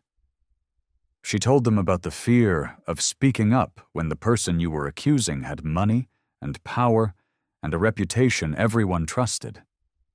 And then she told them about Jack, about a man on a motorcycle in a blizzard who stopped when he did not have to stop, about a community of people everyone feared who turned out to be the safest place she had ever stood. "The hardest part," Maya said, her voice even and clear, "was learning to believe that someone would actually show up for me. After everything that happened, I wasn't sure I could trust that anymore." She looked around the room. "But I learned that trust doesn't have to come back all at once. It just has to come back a little at a time." The young woman in the second row was crying quietly. Maya did not rush past it. She let the room breathe. "You're here," Maya said simply. "That means you already made the first hard choice. The rest of it we can figure out together." After the session, the young woman waited until the others had gone. She walked up to Maya and didn't say anything for a moment. Then she said, "I thought I was the only one who felt this way." "You're not," Maya said. "You never were." She began coming in 3 days a week, then 4. Carol offered her a part-time position, and Maya accepted without hesitating. She was not working as a financial investigator anymore. She was doing something that felt more like what she was always supposed to be doing, helping people find their footing again when the ground had been taken out from under them, showing them that the fear they felt was real, but it was not the end of their story, proving, one conversation at a time, that survival was only the beginning. Across town, the old community shelter the Hells Angels had been running quietly for years was busier than ever. The building sat on a flat lot just off the main road. It had a large garage, a common room with folding tables and mismatched chairs, and a kitchen that always seemed to have something warm on the stove. Jack stood outside in the morning light, a coffee mug in one hand, watching two of the younger members help an elderly man load boxes into the back of a truck. The man's name was Gerald. He was 73 and had just moved out of a house he could no longer manage alone. The club had organized the move, cleaned out the property, made sure everything got where it needed to go. Gerald paused beside the truck and looked at the two bikers who had carried every heavy box without complaint. "My daughter told me not to let strangers help," Gerald said with a small laugh. "I told her these men weren't strangers." One of the bikers grinned. "We're practically your neighbors, Gerald." Jack drank his coffee and smiled. The community event was held on a Saturday in late spring. Maya heard about it from Carol, who had received a flyer dropped off at the Clear Path office by a man with a gray beard and a leather vest. Carol had pinned it to the bulletin board near the front door without much comment, but Maya had stopped in front of it on her way out and read every word. Free supplies, hot food, clothes and household items, kids welcome. Organized by the Reynolds Road Community Shelter. She drove over that morning with a thermos of coffee and no real plan. The parking lot was already full when she arrived. Pickup trucks and motorcycles lined the edges. Folding tables stretched across the open lot in long rows, covered with neatly sorted items. Canned goods organized by type. Bags of rice and flour stacked in careful columns. A clothing rack someone had dragged outside held jackets and sweaters sorted by size, with small handwritten tags. Cardboard boxes on the ground were packed with children's books and toys. Families moved through the rows slowly. A woman with two small boys picked up a bag of groceries and held it close like it was something precious. A teenage girl found a coat in her size and tried it on, turning once to look at her reflection in the window of a parked car. An older man with a cane stood talking to one of the bikers, laughing at something. His whole body relaxed in a way that said he had been here before and felt safe every time. Maya walked through it all and barely said a word. She just watched. Jack was near the food tables. He was talking with a young mother who had a baby on her hip and a tired look on her face that Maya recognized. The kind of tired that had nothing to do with sleep. Jack was listening, not nodding politely. Actually listening. His full attention on her. After a moment he turned and said something to one of the other men, who immediately walked to a nearby truck and pulled out an extra box and brought it over. The woman looked at the box and then looked at Jack. "You didn't have to do that," she said. "Already done," Jack said simply. Maya found herself smiling before she even realized it. She helped where she could. She sorted a new batch of donated clothes that arrived in a truck around mid-morning. She poured water and juice into cups for kids who ran between the tables. She sat beside a woman named Dolores, who was waiting quietly at the end of a table and just needed someone to talk to while her husband finished loading their car. Dolores was 58. Her husband had been laid off. She spoke carefully, like she was still deciding how much to trust the words coming out of her own mouth. Maya listened without rushing her. "It's hard," Dolores said finally, "to accept help. I was always the one doing the helping." "I know," Maya said, "but being on this side of it doesn't make you less than you were. It just makes you human." Dolores looked at her for a moment. Then she reached over and patted Maya's hand once, firmly, the way someone does when words stop being enough. By early afternoon, the tables were mostly cleared. The families had gone home with full bags and full hearts. The bikers were folding tables, stacking chairs, and doing the kind of quiet cleanup that follows a good day's work. Maya sat on the tailgate of a truck with a cup of water and looked around at the people still moving through the lot. She knew most of them by now. She knew who made the coffee, and who was best at fixing a loose table leg, and who told the worst jokes and laughed the hardest at them.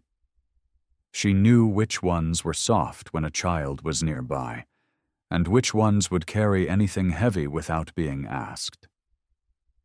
She had been afraid of these people once. She had driven past this part of town and kept her eyes forward. And now she sat in the middle of all of it and felt, without question, that she was exactly where she was supposed to be. She had found her family. It just looked nothing like she expected. The cemetery was quiet. Maya drove up the narrow road that wound through the hillside just after sunrise. The morning light was pale and soft, stretched thin across the grass like something gentle trying not to disturb the peace. A few birds moved through the trees at the far edge of the grounds. Nothing else stirred. She parked and sat in the car for a moment. She had a small envelope in her lap. Inside was a letter she had written 3 times before getting it right. Folded beside the letter was a photograph. Jack at the community shelter, laughing at something one of the older bikers had said, his arms crossed, his face open and unguarded in a way he rarely allowed himself to be in public. She had taken it herself. She tucked the envelope under her arm and walked across the grass. Her father's headstone was simple. Gray stone with clean edges. His name carved steady and straight. Thomas Carter. Beloved father. A man who believed in people. That last line had been her idea. She crouched down in front of it and pressed her hand flat against the cool stone, the way she always did when she first arrived. Like checking that something was still real, still there. "Hey, Dad," she said quietly. A bird called somewhere in the trees. The morning settled around her shoulders. She set the envelope gently at the base of the stone and held it in place with a small, flat rock she had brought from the cabin. Her father's old cabin, the one where she had found the backup evidence, the one that had saved everything. "I found something out," she said. "About Jack." She stayed crouched, her hands folded between her knees. "He told me what you did for him, when he was young and had nobody, when everyone else had already decided who he was going to be." She paused. "You didn't decide that for him. You just gave him a chance." The wind moved gently through the grass. "I don't know if you ever knew how far that went. I don't think you could have known." She looked at the stone. But it went all the way to a frozen road in the middle of a blizzard. It went all the way to a man who stopped when he didn't have to stop, who stayed when he could have kept riding. Her throat tightened. She let it tighten. She didn't fight it anymore. "Your kindness saved a stranger," she said softly. "His kindness saved me." She reached out and propped the photograph of Jack against the base of the headstone beside the envelope. He was laughing in the photo, big and real and completely himself. The man everyone had warned her about. The man who had carried her through a snowstorm and never once asked for anything in return. She looked at the photograph for a long moment. Then she looked back at her father's name. "You always said people aren't defined by their worst moment." Her voice was steady now. "I think I finally understand what you meant. I think it took me almost dying to understand it." She stood slowly. The sun had climbed a little higher while she knelt there. The light was warmer now, falling golden across the headstone and the photograph and the small rock holding the letter in place. She wiped her eyes with the back of her hand and breathed in the cool morning air. She did not feel broken standing there. She felt whole. She felt like someone who had been lost in the storm and had found her way back and was standing now on solid ground with the whole road open ahead of her. She stayed a while longer, just standing, just breathing, just being the daughter of a man who believed in people and had passed that belief on to her without either of them fully knowing it was happening. When she finally turned to walk back to her car, she heard the low rumble of a motorcycle somewhere down the road. She knew that sound. She smiled. I hope you like this story. Please share what's your favorite part of the story and where in the world you are watching from. Have a wonderful day.